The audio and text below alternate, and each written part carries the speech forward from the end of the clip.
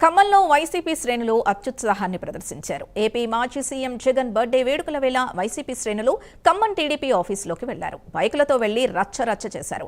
అడ్డుకోబోయిన watchman ని నెట్టేసి తన ఫోన్ లాక్కొని 2 బైక్లతో రౌండ్స్ వేశారు. ఏపీ సీఎం చంద్రబాబుకు వ్యతిరేకంగా నినాదాలు చేశారు.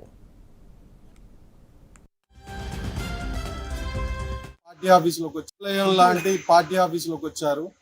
మా దేవాలయంలోకి వచ్చి మా మనోభావాల్ని చాలా బాధ పెట్టారు. దీనికి పర్యవసానం జగన్మోహన్ రెడ్డి అనుభవిస్తాం.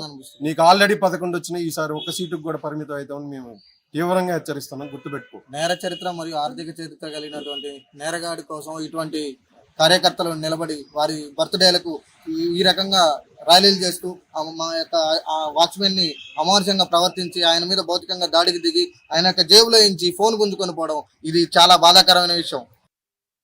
తెలుగుదేశం ఆఫీసులో వాచ్మెన్ చేస్తున్నారు.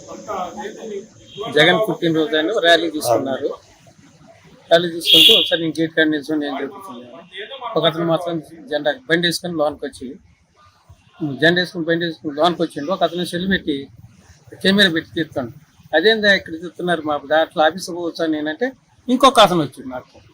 నేను ఒకటి బండి కాదు 4 బండ్లు వస్తాయి నీకేందా అనుకుంటా ఈ లోపు అతను ఏమంటే సెల్ తీసుకుపోయింది.